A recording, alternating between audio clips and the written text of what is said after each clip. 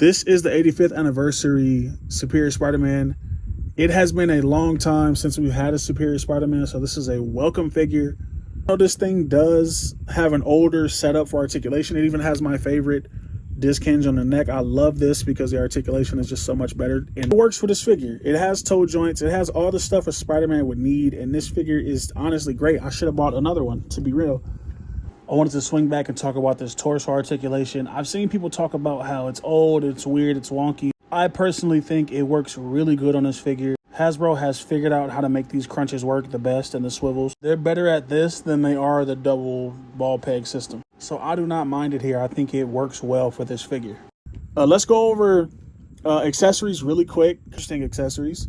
Here are all the hands. He comes with 2 fist hands, 2 thwip hands right there. And he also has these like claw hands. Waldos. And unlike the Iron Spider figure, these are all articulated. At every joint, it has articulation.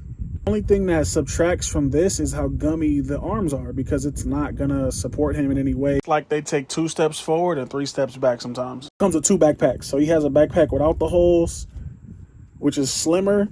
And you can see that this one is it upside down? Yeah, you can see this one's a lot thicker. I see why they did it, but it wasn't really necessary, honestly. You could just make it, and I guess it makes for an easier swap. So if you want to swap the arms out, you don't have to pull them out individually. You could just put the backpack on. Get it, but not really necessary. Go over the paintwork because I think I got a really good one, except for my, oh, he does come with another style head too. I forgot to mention. Almost forgot to mention.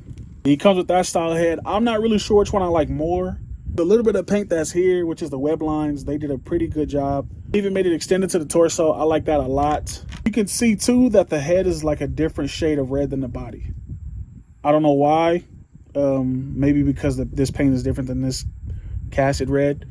Most likely that's why. But yeah, oh, the insides of the hands are painted red too. On all the hands, they're all painted red on the inside. Articulation is about the same as every other Spider-Man. Neck I showed you is a disc hinge, but it is kind of limited because of how low the head sits on the disc. But you get up that far, down that far, and you get swivel. The side to the disc is you don't get any expression. So you won't be getting Spider-Man, like, he won't tilt his head that way. So that's the only downside. You get up that far on the arm, 360. I'm not sure if you could pop these out and cut it for a better articulation for the butterfly joint. These don't move too bad though.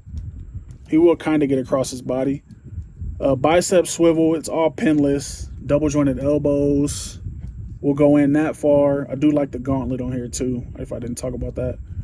The hand is a swivel hinge, so you get the hinge up and down, you get the swivel. Torso goes back really far. He's damn near parallel with the ground. I wish the front went forward that far. That's the thing I don't like. I've probably talked about it before, but I don't know why these figures go back better than forward. It's kind of weird. Not too mad at it though. 360 on the waist because it is a hinge here, swivel here. No, he does have a drop down hip. He has a drop down hip. Not my favorite piece of articulation. It kind of works, it kind of doesn't. I prefer it to not exist, if I'm honest. It has a thigh swivel. These are the like modified Sunfire legs, so do with that what you will. Double jointed knees, will not kick his own ass. I mean, it will if you force it, but let's have a boot cut. I kind of wish the boot cut was at the ankle. I think it would break the articulation less. If I ever get the chance to talk to Hasbro, I'm going to ask them if they can move the cut down so it'll break the articulation less. Ankles go down that far, up that far. You do get a toe pivot, really nice, and you get an ankle pivot. I said toe pivot? Toe joint. As scale goes, he is Spider-Man. Somebody said, why is he so slender? Not really understanding the argument there because he's Spider-Man, so he should be slender.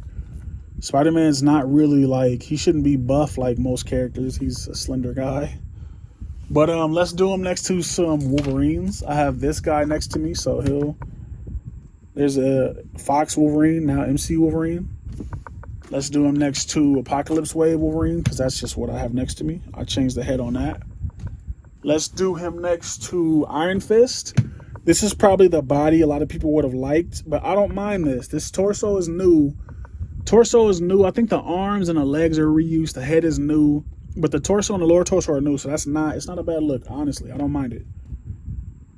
But there's that scale next to Iron Fist. Let's do him next to Warbird. taller than Warbird, and let's do him next to Luke Cage.